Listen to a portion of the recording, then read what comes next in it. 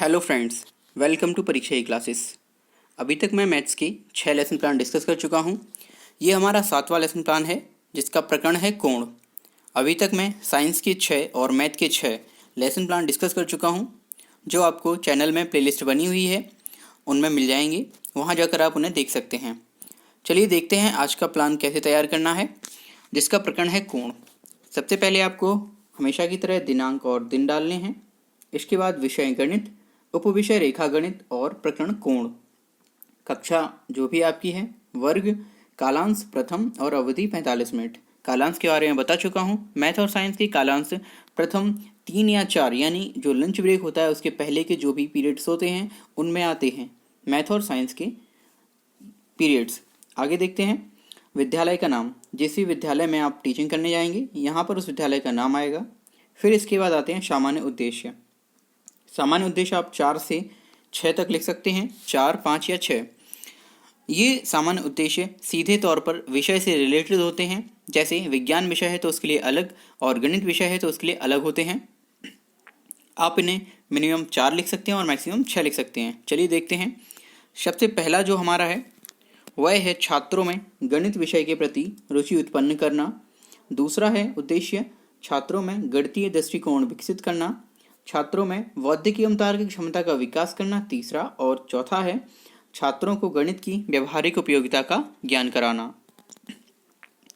इसके बाद विशिष्ट उद्देश्य हैं। विशिष्ट उद्देश्य हमारे 4 होते हैं जो कि प्रकरण से जुड़े होते हैं सीधे तौर पर। सामान्य उद्देश्य आपने देखा था वो विषय से संबंधित होते हैं, परंतु विशिष्ट उद्देश्य प्रकरण से जुड़े होते हैं। आप जो भी प्रकरण पढ़ाएंगे ये उन पर आधारित होते हैं। तो पहला हमारा है ज्ञानात्मक, जिसमें छात्र कोण के बारे में जानकारी प्राप्त कर सकेंगे या फिर कोण के बारे में प्रत्यय स्मरण कर सकेंगे। इसके बाद बोधात्मक, छात्र कोण संबंधी समस्यात्मक प्रश्नों को हल कर सकेंगे। यहाँ पर आप लिख सकते हैं छात्र कोण संबंधी समस्यात्मक प्रश्नों की व्याख्या भी कर सकते हैं, ये भी लिख सकते हैं। फिर है हमारा प्रयोगात्मक, छात्र कोण के माध्यम से दैनिक खर्चों का प्रदर्शन कर सकेंगे। और है कौशलात्मक, छात्र कोण संबंधी समस्याओं को पहचान कर उनका निदान कर सकेंगे। यहाँ पर हमारे विशिष्ट उद्देश्य कंप्लीट होते हैं। इसके बाद है शिक्षण सामग्री। तो इसमें आप लिखेंगे समस्त शिक्षण सामग्री, यानी कक्षा में जो भी उपयोग होती है, चौक, डस्टर, श्यामपट्ट इत्यादि। इसके बाद है शिक्षण सहायक सामग्री, यानी वह सामग्री जो शिक्षण के दौरान सामान्य आवश्यकताओं से अधिक जिनकी प्रयोग होता है। जैसे यदि आप कोण पढ़ा रहे हैं तो कोण का प्रतिरूप हुआ, चार्ट पेपर हुआ और चांदा, ये सारी चीज़ें आपके लिए शिक्षण सहायक सामग्री में आएंगी। इसके बाद है शिक्षण विधियाँ, यानी हम किस विधि से कक्षा में शिक्षण कार्य कर रहे हैं। तो यहाँ पर प्रश्नोत्तर विधि, व्याख्यान विधि और प्रदर्शन विधि प्रयोग की जा रही है। और भी जो भी विधि आप प्रयोग करेंगे उसको यहाँ पर लिखेंगे। पूर्व ज्ञान में छात्र आकृतियों में कोण की सामान्य पहचान रखते हैं। प्रस्तावना प्रश्न, ये किसी भी लेसन प्लान का इंपॉर्टेंट हिस्सा होता है। जैसा कि मैं हर वीडियो में बताता हूँ, इसे आप जिगजैग मोशन में बनाते हैं, यानी जो भी प्रश्न आप पूछेंगे छात्र उसका उत्तर देंगे, आप उसी उत्तर को उठाकर फिर से अगला प्रश्न बनाएंगे और फिर छात्र आपको उत्तर देंगे। इस क्रिया के द्वारा आप बच्चों को समस्यात्मक प्रश्न तक ले जाएंगे और वहाँ से आप अपना प्रकरण शुरू करेंगे। चलिए देखते हैं कैसे ये बनाते हैं। पहला प्रश्न रखेंगे, बच्चों को श्यामपट्ट पर बिंदु बनाते हुए पूछिए यह क्या है। तो बच्चे बोलेंगे बिंदु। इसके बाद 2 बिंदुओं को मिलाने पर क्या बनती है। बच्चे जवाब देंगे रेखा बनती है। और जब 2 रेखाएं एक दूसरे को एक बिंदु पर काटें तो उस आकृति को क्या कहते हैं। तो वहाँ पर बनता है कोण। और कोण क्या है, कोण को परिभाषित कीजिए। ये उनके लिए समस्यात्मक प्रश्न हो जाएगा, क्योंकि आप पहले बता चुके हैं कोण क्या है, पर उसी कोण को पूरी तरह से जब आप पूछेंगे कि परिभाषित कीजिए तो बच्चों के लिए समस्यात्मक प्रश्न बन जाएगा। इसके बाद हम अपना उद्देश्य कथन देंगे कि आज हम कोण के बारे में और जानकारी प्राप्त करेंगे या आज हम कोण के बारे में अध्ययन करेंगे। इसके बाद हमारा किसी भी लेसन प्लान का सबसे ज़्यादा महत्वपूर्ण भाग प्रस्तुतिकरण आता है, जिसमें आपको 5 कॉलम बनाने होते हैं। पहला कॉलम शिक्षण बिंदु, दूसरा छात्राध्यापक क्रिया, तीसरा छात्र प्रतिक्रिया, चौथा शिक्षण विधि और फिर है श्यामपट्ट क्रिया। ये 5 आपको कॉलम बनाने होते हैं। चलिए देखते हैं। सबसे पहले आप बच्चों से पूछते हैं विकासात्मक प्रश्न। क्यों? क्योंकि आप बच्चों को प्रकरण से जोड़ना चाहते हैं और प्रकरण को आगे बढ़ाना चाहते हैं। तो आप बच्चों से प्रश्न पूछेंगे बच्चों कोण बनाने के लिए किसका प्रयोग करते हैं? बच्चे जवाब देंगे चांदा का। और यहाँ पर हमारी प्रश्नोत्तर विधि प्रयोग की जा रही है। फिर आप अगला प्रश्न पूछेंगे कोण की परिभाषा बताइए। ये बच्चों के लिए समस्यात्मक प्रश्न हो जाएगा और यहाँ पे फिर से आपने प्रश्नोत्तर विधि का ही प्रयोग किया था। अब यहाँ पर छात्राध्यापक का कथन इम्पोर्टेंट है। अब उसकी ये भूमिका है छात्राध्यापक की कि वह इस कथन के यानी कि इस प्रकरण का जो पहला शिक्षण बिंदु है उसके बारे में बच्चों को बताए। तो यहाँ पर छात्राध्यापक कथन में परिभाषा दी जाएगी छात्राध्यापक द्वारा। क्या होगी? दो किरणों के बीच के झुकाव को कोण कहते हैं। कोण एक ही बिंदु से जाने वाली दो किरणों के मध्य बनता है। इस दौरान छात्र ध्यानपूर्वक सुनेंगे और देखेंगे भी, क्योंकि इस दौरान आप उस ब्लैक बोर्ड यानी श्यामपट्ट पर भी कुछ कार्य करेंगे। आगे आपको दिख जाएगा। इसमें हमने व्याख्यान और प्रदर्शन विधि का प्रयोग किया है। आगे कोण को किससे प्रदर्शित करते हैं? थीटा से। और ओवलनिष्ठ बिंदु को क्या कहते हैं? शीर्ष कहते हैं। देखिए श्यामपट्ट कार्य में आपको क्या करना है, एक एंगल बनाना है, कोण बनाना है। ये दो रेखाएं हैं ऊपर जाती हुई और एक ये, जिनके बीच में थीटा कोण बना हुआ है, उनका नामकरण करवाना है और बच्चों को बताना है कि कोण को किससे प्रदर्शित करते हैं। साथ ही उसके शीर्ष के बारे में बताना है। उसका शीर्ष O है और उसकी किरण एक OA जा रही है और एक O भी जा रही है। इनके बारे में आप बच्चों को बताएंगे, क्योंकि यह वह पहली बार पढ़ रहे हैं तो उन्हें इनको थोड़ा सा समझने में आसानी हो, इसलिए आप इन्हें डिटेल से उनको समझाएंगे। आगे देखते हैं बोधात्मक प्रश्न। यहाँ पर आपने पहला शिक्षण बिंदु पढ़ा दिया, पर आपको ये जानना आवश्यक है कि बच्चों को कितना प्राप्त हुआ ज्ञान। तो आप पूछेंगे कोण किसे कहते हैं? दो किरणों के बीच के झुकाव को, या जो भी परिभाषा बच्चे बताएंगे। यहाँ पर हमने प्रश्नोत्तर विधि का प्रयोग किया है और श्यामपट्ट कार्य में आप कुछ भी नहीं करेंगे, खाली छोड़ देंगे।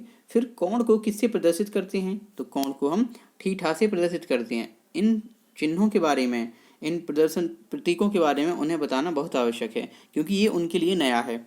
आगे अब हम अपने प्रकरण में आगे बढ़ना चाहते हैं, तो हम बच्चों से एक बार फिर से विकासात्मक प्रश्न पूछेंगे ताकि हम अपने द्वितीय शिक्षण बिंदु तक पहुंच सकें। यहाँ पर पहला प्रश्न होगा, बच्चों जमीन पर खड़ा वृक्ष जमीन से क्या बनाता है? तो बच्चे जवाब देंगे कोण बनाता है। यहाँ पर हमारी प्रश्नोत्तर विधि प्रयोग की जाएगी। इसके बाद कोण कितने प्रकार के होते हैं? ये बच्चों के लिए समस्यात्मक प्रश्न हो जाएगा। उन्हें कोण तो पता चल गया, पर कितने प्रकार के होते हैं यह उनके लिए समस्यात्मक प्रश्न बन जाता है। अब यहाँ पर फिर से एक बार छात्राध्यापक कथन की शुरुआत होगी। आप हेडिंग डाल देंगे शिक्षण बिंदु द्वितीय, कोण के प्रकार, और फिर शुरू करेंगे। कोण निम्नलिखित प्रकार के होते हैं।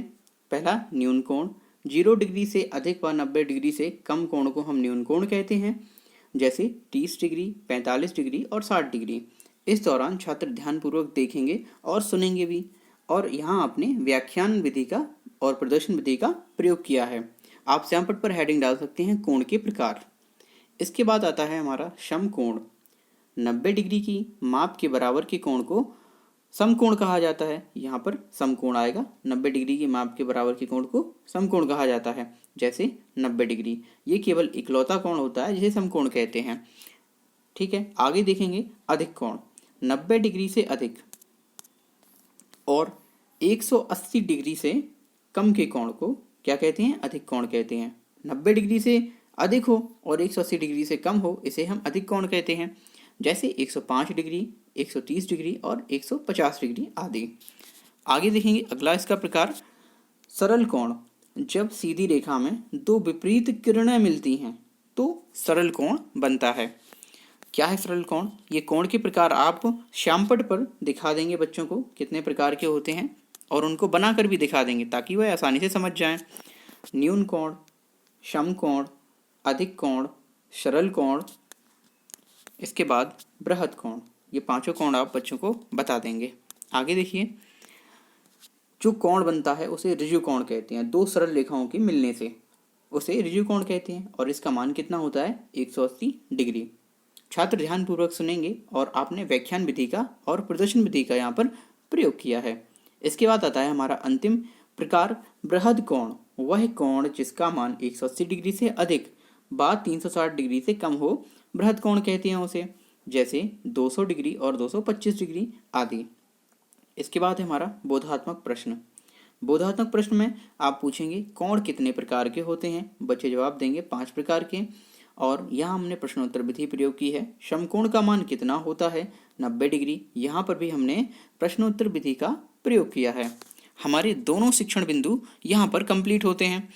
अब बाकी क्या रहता है? निरीक्षण कार्य। तो निरीक्षण कार्य में आप लिखेंगे, छात्र अध्यापक ने शिक्षण के दौरान कक्षा में घूम घूम कर निरीक्षण कार्य किया।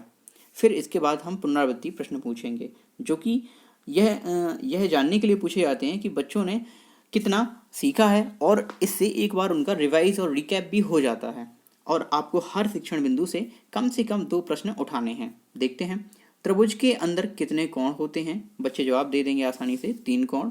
इसके बाद कोण कितने प्रकार के होते हैं?